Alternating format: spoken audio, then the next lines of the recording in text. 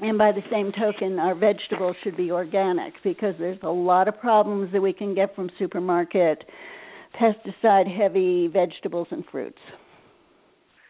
I definitely agree that probably one of the largest culprits for most Americans, at least, is processed foods, and we'd all be a lot healthier tomorrow if we stripped those out of our diet. But I think the bottom line here, guys, is that, if people felt better on either of these diets, a plant-based diet, a nutrient-dense diet, if we truly were curing heart disease in a matter of weeks and that kind of thing, that the results would be self-motivating enough for people to stick with it. And at least from my perspective, that's not what I see happening out in life. I see people flip-flopping from one philosophy to the next, going from being vegan to vegetarian, or vegetarian to eating large quantities of meat, or vice versa. Or if not meat, then gluten-free, eat right for your blood type, you name it. It seems like one way of eating solves some problems, but not others. Another diet might not be sustainable. So it would appear that people aren't feeling substantially better no matter what they do. And my question to you guys is why? Why is that? What advice do you have for people who are trying to take charge of their health and not getting anywhere? Dr. Campbell, we'll hear from you first. Well, for one thing, and this is very, very sad, there's not a medical school in the United States that teaches nutrition. They have some lectures, but they do not teach nutrition.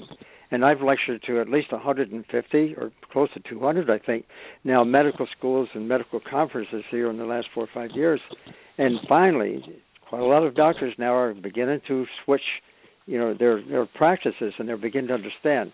So the people who are giving us advice, who are giving individual patients advice, these people have had no training in nutrition. And they're willing to admit that in virtually all cases. So that's problem number one. So at the same time, whether they're practitioners or, in fact, when they're researchers in my community as well, as I said before, they tend to focus on one nutrient or one chemical at a time. That's the basis for the entire pharmaceutical industry, for example. And so there's all that kind of confusion.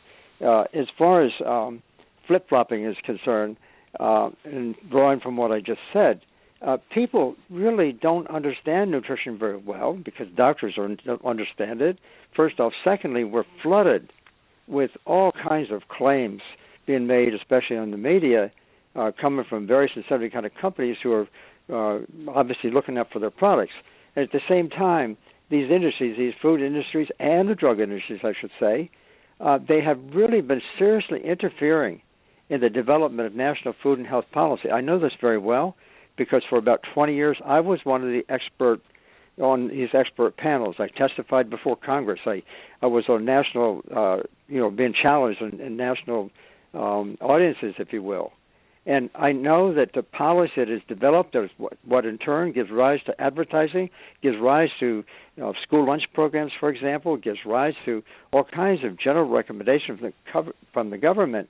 Unfortunately, those recommendations oftentimes are either too moderate to make a difference or, in fact, they're actually in the wrong direction. Because, again, we really don't, as a society, we don't really understand well enough what nutrition can do. I started out my career being raised on a farm and having a high-protein, high-fat diet. I did my graduate work with the idea of promoting higher consumption of protein. But through the years, with lots of students, a lot of projects, I actually saw exactly the opposite what I myself personally had been doing and what I in fact was trained. And now I can tell, we've seen just ample examples of people go on a whole fruit plant-based diet, all matter of ailments are clarified and cleared up really quite quickly, faster in some people than in other people. Obviously there's differences, but there's no one that gets worse because of a whole food plant-based diet. If we compare, in the short run, we see these dramatic results. Low protein, low fat, high, basically plant-based, that's really what the ticket for good health really is. In the terms of long-term, Dr. Daniel mentioned she doesn't know of a society that survived in this kind of diet, but I can tell you that if you look at compare different countries and different societies with respect to the consumption of fat and protein versus colon cancer, breast cancer, heart disease, and a few other things, if you compare these countries, where people's diets are very stable for the most part. And the countries that have the lowest consumption of protein and fat also have the lowest amount of heart disease and cancer. That's what we saw in China too. In one case, we had something like 265,000, as I recall, death reports were given without a single case of heart disease. And so what I'm basically saying, in the short term we see these results, and we see the same thing in terms of the long-term results. So it's not true that it's too difficult to stay on this diet. That's a matter of taste preferences, and if people try this, I should say a whole food plant-based diet without added oil and sugar and salt, if they do that, their taste preferences begin to change. And the first thing you know, people are doing that. It may take 2 or 3 or 4 weeks in some cases, maybe a little longer. The first thing you know, people actually crave a salad instead of the high-fat junk food that they were eating before. I do want to say, though, one thing where I agree with Dr. Daniel, we can find some areas of agreement, namely, that has to do with the sugar and white flour, of course the salt, but the sugar and white flour. I totally agree that the refined carbohydrates are a problem. I think we both would agree to that. But unfortunately, that generalization about carbohydrates being a problem, that's a misstatement. What people should be saying who are concerned about the refined carbohydrates, they should be very specific about that, not talk about total carbohydrates, because the total carbohydrates, which all come from plant-based foods, should be in the native form. That is I'm sorry. Yeah, go ahead. Oh, it's okay. Yep, I just want to make sure we give Dr. Daniel time to respond. Dr. Daniel? Well, there are a lot of issues brought up there. Let me try to run a few by here. People who come to me after being on plant-based diets, they've often read books like the Skinny Bitch books, and it seems very trendy and very fashionable to become vegan. And initially, many of them do start to feel better because they have gone off all those refined carbohydrates. They've cut back on a lot of sugar and so forth. And initially, they feel good. Their skin looks better, and they're very convinced initially. And then things start to go south. And at the point they come to me, their thyroids are down. They're having major reproductive failures. They've got very low energy. They have fierce cravings for sugar and foods that are addictive like that. They're having memory problems, focus problems. And mostly they're just thinking about food all day long because human beings were not designed to graze all day like cows. We've got big brains and little bellies, unlike those big animals that eat plant foods all day and grow up big and strong. So I can't say that I'm seeing people doing well on plant-based diets. Of course, the people who are not going to be calling me up for help. So, that goes with the territory.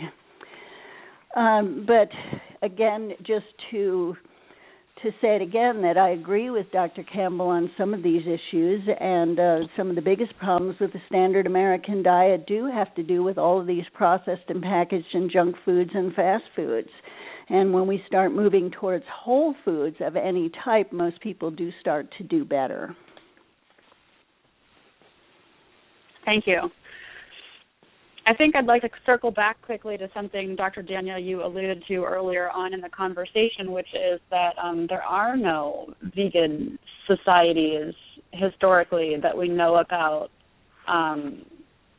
from what I understand. Is that true, Dr. Campbell? I mean, it does seem that the diet you're suggesting, it seems sort of unnatural to human evolution. Well, if we're talking about 100%, yes, it's difficult to find people who have survived 100%, whole societies, for example.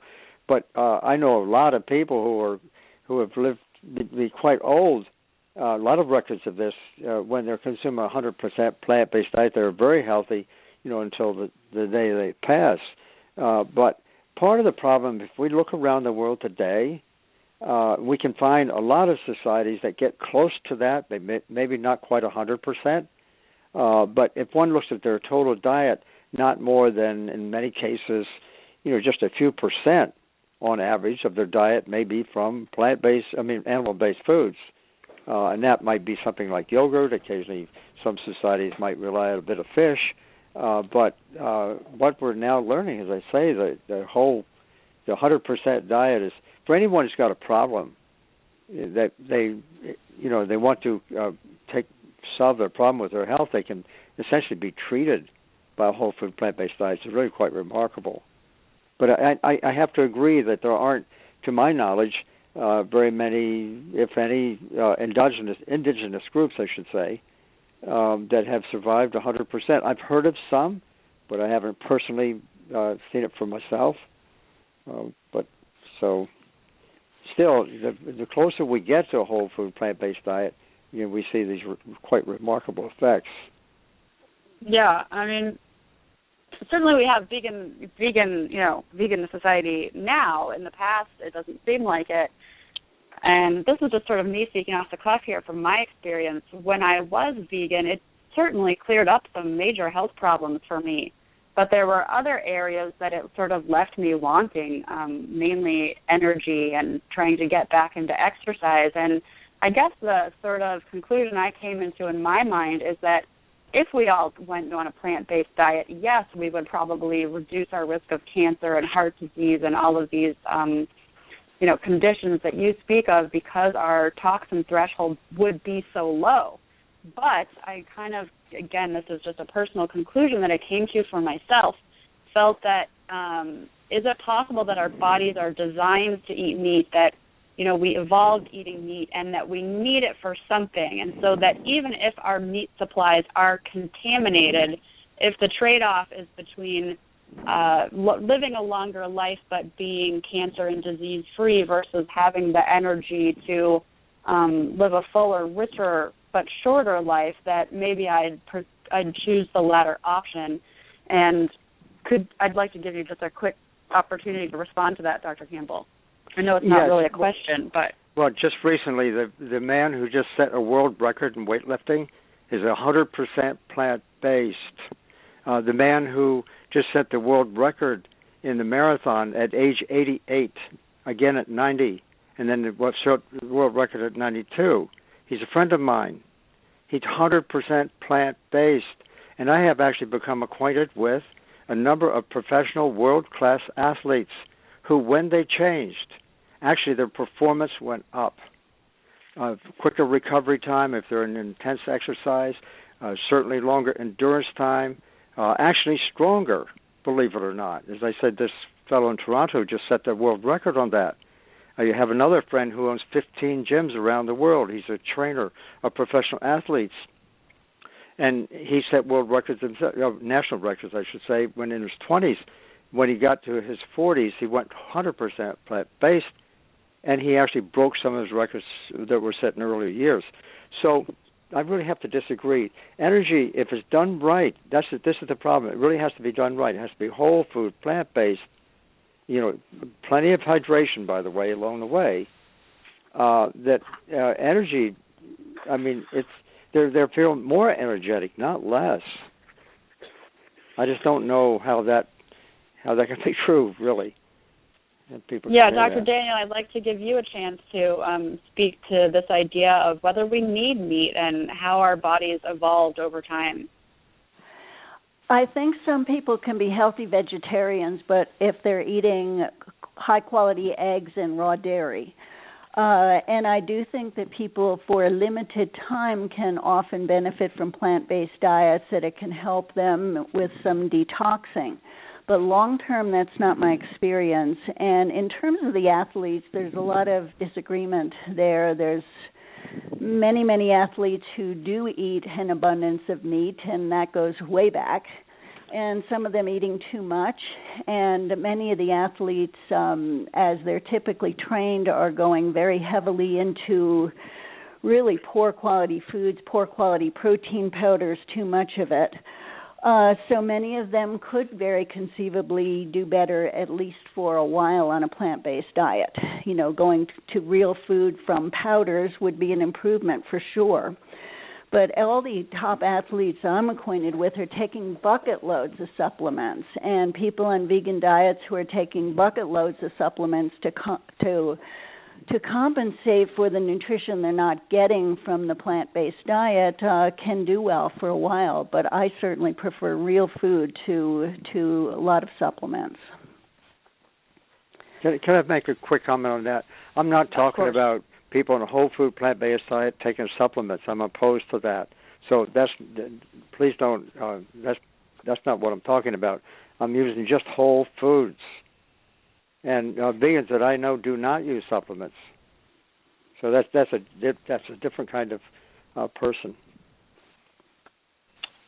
It's clear to me that the human body is just amazingly complex, far more complex than we are even beginning to understand. And is it possible that the reason why it's so hard to tease out the truth here is because you're both right, and that maybe the adage, everything in moderation, applies?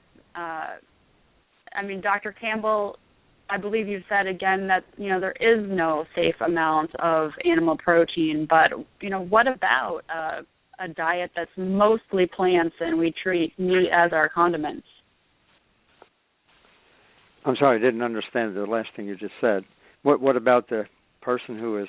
I'm just revisiting the idea of everything in moderation, and what about a diet that's 90% plant-based with limited amounts of animal protein?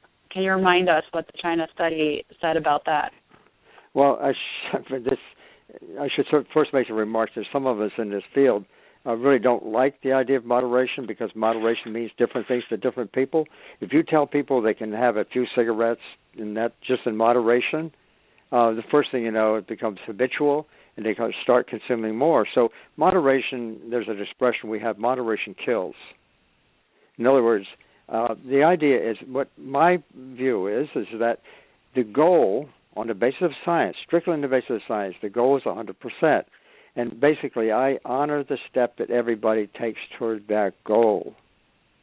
And the closer we get to it, in many cases they have any kind of health problems, that last 5% is critically important. Because if they continue to have, let's say I'll take 5-10% a day, all of a sudden they start creeping back to the high-fat, high-protein diet again, because it's an addictive taste. It really is an addiction, that is. And so...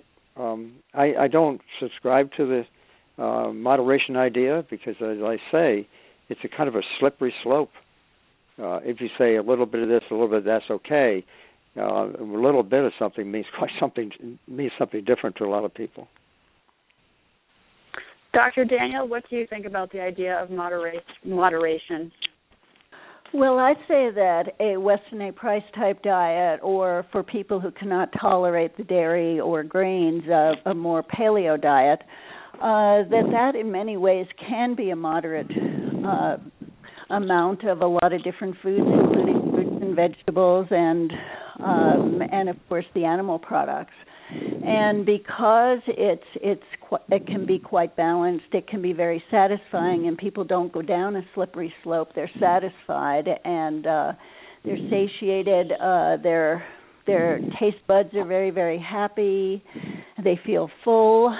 We hear the word nourished a lot, and one of the best things to nourish us well would be broth, and that's something that has been lost from many people on a modern diet. And the fact that broth is now trendy, and I hate that word because it's such an ancestral food, it's been around for thousands of years, but the fact that broth is now fashionable and people are trying it again, what they're saying is, I feel so nourished, I'm not having the cravings, my body and my mind are feeling so happy, like I'm meant to eat this. I'm not sure, one of you, I'm not sure which, if you could just take a little bit of a step back away from the phone. Your breathing we're hearing you breathing. Thank you, Dr. Daniel. Let's see, I wanted to follow up with you, Dr. Daniel, on the idea of toxins being stored in animal fat and meat, and that because of that, that's why we would all be well advised to eat low in the animal chain to minimize the toxins that we ingest. and understanding, as you said, that there's a range of diets that can be nutrient dense with different amounts of vegetables versus meats. But what do you think about this idea that we really need to minimize animal protein as much as possible because of the toxins and fat? First of all, toxins are also in fruits and vegetables and grains. It's part of the modern world. There's toxicity everywhere, including our water, which is a big source of toxicity. But the fact that it can also be in the animal products is why I so strenuously recommend that we get grass-fed, pastured, free-range, and organic products. And I would recommend that right across the board. If you're eating supermarket fruits and vegetables, your plant-based diet is still a very toxic diet. It's full of pesticides and herbicides and GMOs and other health hazards for sure. So we do need to take care with the source of all of our foods. Thank you. Can I comment on that? Of There's course. been extensive studies shown, especially with respect to toxic, there's all kinds of toxic chemicals that we can talk about, but some of the most serious are the halogenated or chlorinated, brominated type of compounds. 95% of our consumption of those kinds of toxins comes from animal-based foods, especially fish, because what happens it's a biological sort of concentration that occurs up through the food chain. That when animals are eating the plants and they can't metabolize these toxins, they begin to accumulate. That's why the level of toxins in meat is so much higher than it is in plants. It's just simply not true that plants have all these toxic materials in them. I agree there are the problems concerning GMOs. I don't like that. And one has to be somewhat careful, of course, of not using plants that have been recently sprayed with some of the junk that we put on it. But plants can be really quite free of toxins, especially if they're organic. Yeah, I mentioned earlier that, I was on a plant-based diet and didn't quite feel as good as I wanted. And also then I went to a meat diet and a heavily meat diet, and that was too heavy for me and landed back somewhere in the middle, which is what I brought back up the idea of moderation.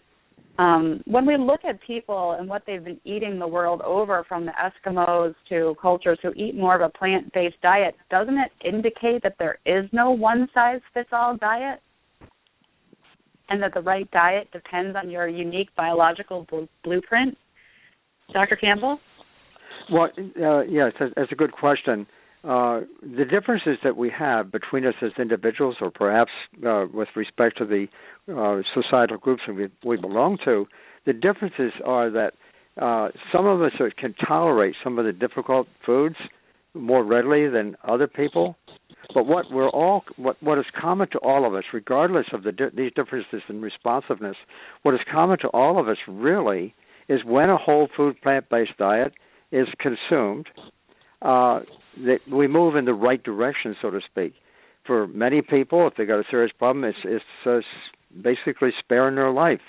Other people who are reasonably healthy, some more moderate things kind of occur. Cholesterol tends to go down, triglycerides tend to go down, and so forth. So the differences, the individual differences we have is with respect to the degree of responsiveness, not in terms of the direction of the responsiveness. That is, if we consume a whole food plant-based diet, we tend to drift in the direction of a healthier body, more for some people than for other people. Thank you, Dr. Daniel. Well, I'd like to mention Dr. Weston A. Price's 1945 book, Nutrition and Physical Degeneration, because he documented the radiant good health and freedom from chronic disease enjoyed by people eating traditional, nutrient-dense, omnivorous diets that were free of sugar, white flour, pasteurized milk, partially hydrogenated fats, and other modern ingredients. And what a lot of people don't know is that Dr. Price searched the world for a culture in which plant foods without animal products could provide all the requirements of the body for growth and for maintenance of good health. And he found that they did not exist, and it was the greatest disappointment of his life. He wanted to find people succeeding on a plant-based diet, and he did not find that. And he actually found the reverse, that when he found cultures living near each other, some plant-based, some eating the animal foods, the plant-based diet people were doing poorly compared to those on the rich omnivorous diet. So a lot of people don't know that about Dr. Price's work. Can I comment on that? Yeah, I read Dr. Price's book very carefully, underlined it, studied it very carefully. He didn't have a single table in the entire book that had anything to do, really, real data, had anything to do with nutrition and health. He studied 14 indigenous groups in different parts of the world. He was a dentist, and he went to these different parts of the world. I'm sure he was a very well-motivated man, very interested in what he was doing, obviously. But he was studying 14 different groups of people who worked with different kinds of foods. To some extent, that's true. But it was really the dental caries and the dental arches that he was measuring. He showed a lot of photographs in his book. He did not, in fact, have the kind of data that we got in China, for example. I mean, nothing. We had at least 1,000 times more information than what he did. He did not go do that kind of work. That was not his intent. He was interested in looking at dental arches and dental caries as an indication of health, and that was a good survey that he did, because people who hadn't come in contact with the Western world in these places, and there were a number of these people hadn't, they maintained really good teeth, which is a good indicator of health. But as far as the amount of animal food they were consuming, it varied between different groups. But I saw no evidence in that book whatsoever that he was looking for people, vegetarian or plant-based eaters to see if they were better.